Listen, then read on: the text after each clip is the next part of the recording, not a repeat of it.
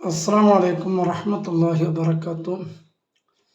ഇസ്രാ മിഅ്റാജ് റജബ് 27 രാവിലെ ഹബീബായ റസൂലുള്ളാഹി സ്വല്ലല്ലാഹു അലൈഹി വസല്ലമ തങ്ങൾ മസ്ജിദുൽ ഹറാമിൽ നിന്ന് മസ്ജിദുൽ അഖ്സയിലേക്കും അവിടെ നിന്ന് ഏഴാൻ ആകാശവും അതിനപ്പുറത്തേക്കും യാത്ര ചെയ്ത ആ സംഭവത്തെയാണ് ഇസ്രാ മിഅ്റാജ് എന്ന് വിശേഷിപ്പിക്കുന്നത്.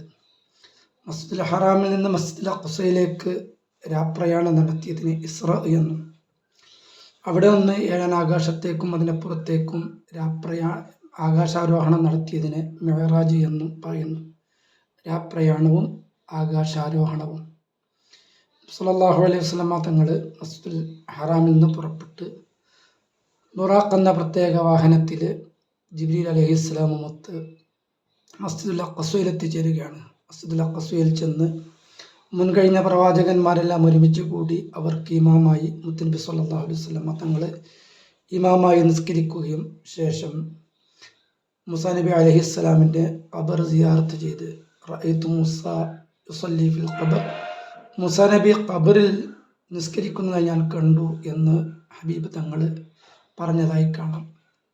നല്ല യാത്ര പുറപ്പെടുമ്പോൾ മഹത്തുക്കളുടെ സിയാറത്ത് ചെയ്യുന്നത് സുന്നത്താണെന്ന് ഈ സംഭവം വിവരിച്ചുകൊണ്ട് പണ്ഡിതന്മാർ രേഖപ്പെടുത്തിയിട്ടുണ്ട്.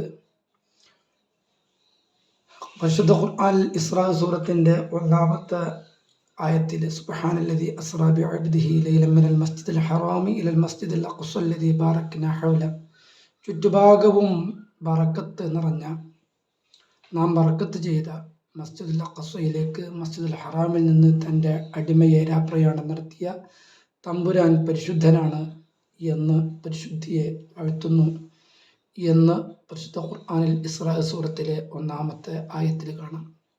അവിടെ ബാറക്നാ ഹൗല, ചുറ്റുഭാഗവും ബറക്കത്ത് നിറഞ്ഞ എന്ന് പറഞ്ഞെടുത്ത് മുഫസ്സിരീങ്ങൾ രേഖപ്പെടുത്തിയത് കാണാം. ബിഖുബൂരി സ്വാലിഹീൻ, ബിഖുബൂരിൽ അംബിയാഇ വസ്വാലിഹീൻ, സ്വാലിഹീങ്ങളുടെയും അതുപോലെ തന്നെ അമ്പിയാക്കളുടെയും ഖബറുകളെ കൊണ്ട് പുണ്യമാക്കപ്പെട്ട പള്ളിയാണ് മസ്ജിദുൽ അഖ്സ എന്ന്. മഹത്തുക്കളുടെ ഖബർ ഉണ്ടാകുന്നത് ബറക്കത്താണെന്ന് ഈ ആയത്തിൽ നമുക്ക് മനസ്സിലാക്കാം.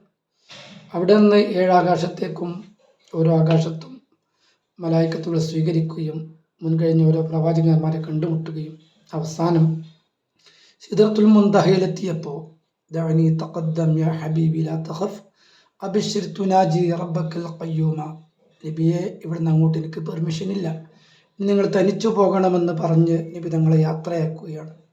അവിടെ നിന്ന് അള്ളാഹുവിൻ്റെ പരിശുദ്ധമായ ലിഖാ തങ്ങൾക്ക് ലഭിക്കുകയാണ്. അള്ളാഹുവിനെ കാണാനുള്ള സൗഭാഗ്യമുണ്ടായി. ലോകത്ത് വെച്ച്, ദുനിയാവിൽ വെച്ച് അള്ളാഹുവിനെ കണ്ടത് നബി തങ്ങൾ മാത്രമാണ്. മൂസാ നബി അലൈഹിസ്സലാം അള്ളാഹുവിനോട് ആവശ്യപ്പെട്ടെങ്കിലും തൻ്റെ ആഗ്രഹം അള്ളാഹുവിനോട് ചോദിച്ചെങ്കിലും അള്ളാഹുവിൻ്റെ ചെറിയ ഒരു നൂറ് പ്രത്യക്ഷപ്പെട്ടപ്പോഴേക്ക് ഹറ മൂസ സയഖ, മൂസാ നബി ബോധരഹിതനായി വീണു എന്ന് പരിശുദ്ധ ഖുർആനിൽ പറഞ്ഞത് കാണാം. അപ്പോൾ അള്ളാഹുവിനെ കാണാൻ നബി തങ്ങൾക്ക് മാത്രമേ ദുനിയാവിൽ വെച്ച് അവസരം ഉണ്ടായിട്ടുള്ളൂ. ആഖിറത്തിൽ വെച്ച്, സ്വർഗത്തിൽ വെച്ച് മുഅ്മിനീങ്ങൾ അള്ളാഹുവിനെ കാണും. അള്ളാഹു നമുക്കൊക്കെ തൗഫീഖ് നൽകുമാറാവട്ടെ.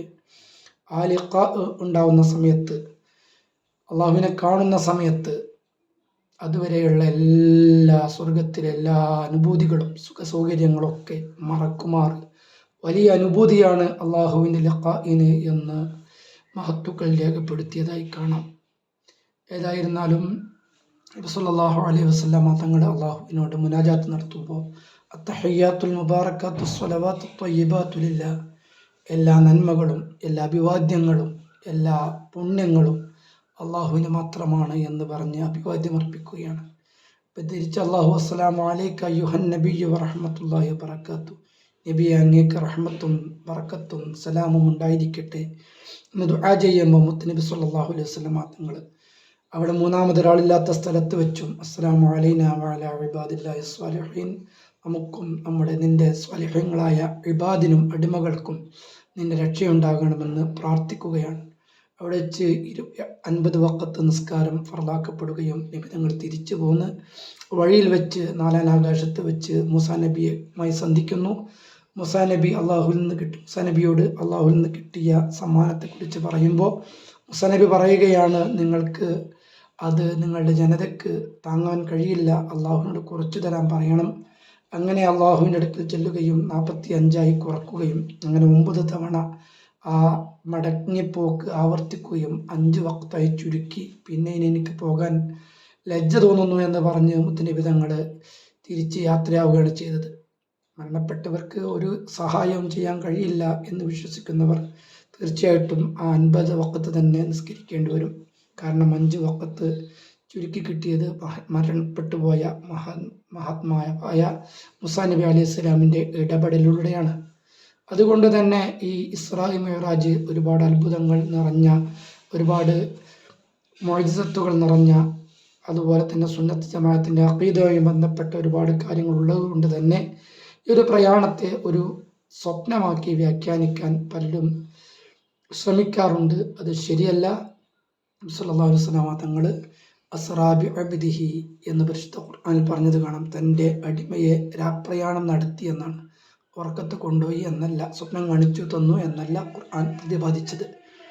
ആ ഒരു ദിവസത്തിൻ്റെ രാവിൻ്റെ അനുസ്മരണമാണ് റജബ് 27 നമ്മൾ അനുവർത്തിക്കുന്നത്. അന്നേ ദിവസം നോമ്പനുഷ്ഠിക്കുന്ന പ്രത്യേക സുന്നത്താണ്. 6 മാസം നോമ്പനുഷ്ഠിച്ച കൂലി ലഭിക്കുമെന്ന് മുത്തുനബി പഠിപ്പിച്ചിട്ടുണ്ട്. എല്ലാവരും നോമ്പനുഷ്ഠിക്കാൻ വേണ്ടി ശ്രദ്ധിക്കുക. അന്ന് പിറ്റേന്ന് രാവിലെ നബി തങ്ങൾ ഈ കാര്യങ്ങളൊക്കെ സ്വഹാബത്തിന് വിവരിച്ചു കൊടുത്തു.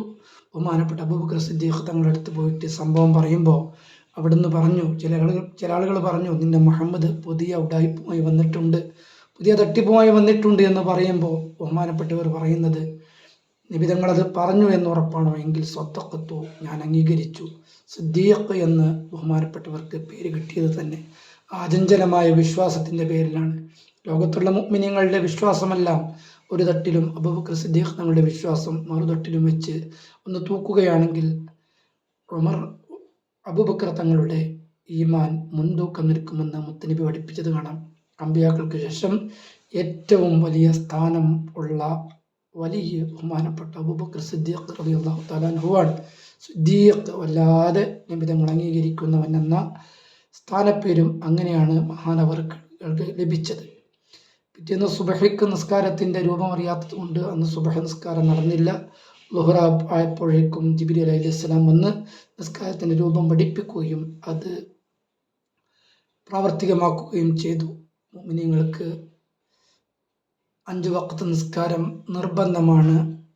ലാ യസ്ഖുതു അൻഹു മാ സാല അഖ്ലുഹു സാബിത, ബുദ്ധിയുള്ള കാലത്തോളം ഒരു മനുഷ്യനെ തൊട്ടും നിസ്കാരം ഒഴിവായി പോവുകയില്ല, നിസ്കാരത്തിൻ്റെ ബാധ്യത ഒഴിവായി പോവുകയില്ല, നിസ്കാരം ഒരിക്കലും ഖളാ ആക്കുകയില്ല എന്ന ഒരു ദൃഢപ്രതിജ്ഞയായിരിക്കണം ഈ നിസ്കാരത്തിൻ്റെ വാർഷികത്തിൽ നമുക്കുണ്ടായിരിക്കേണ്ടത്. നിസ്കാരം നഷ്ടപ്പെട്ടാൽ അത് തൗബ കൊണ്ട് മാത്രം പരിഹരിക്കപ്പെടുകയില്ല, അത് നിസ്കരിച്ച് വീട്ടുക തന്നെ വേണം. അപ്പോൾ ഒരു അവസരത്തിലും ഒരു നിസ്കാരവും ഖളാ ആയി പോവാതിരിക്കാൻ നാം എല്ലാവരും ബദ്ധശ്രദ്ധരായിരിക്കണം എന്ന് ഓർമ്മപ്പെടുത്തി. അസ്സലാമു അലൈക്കും വറഹ്മത്തുള്ളാഹി വബറകാതുഹു.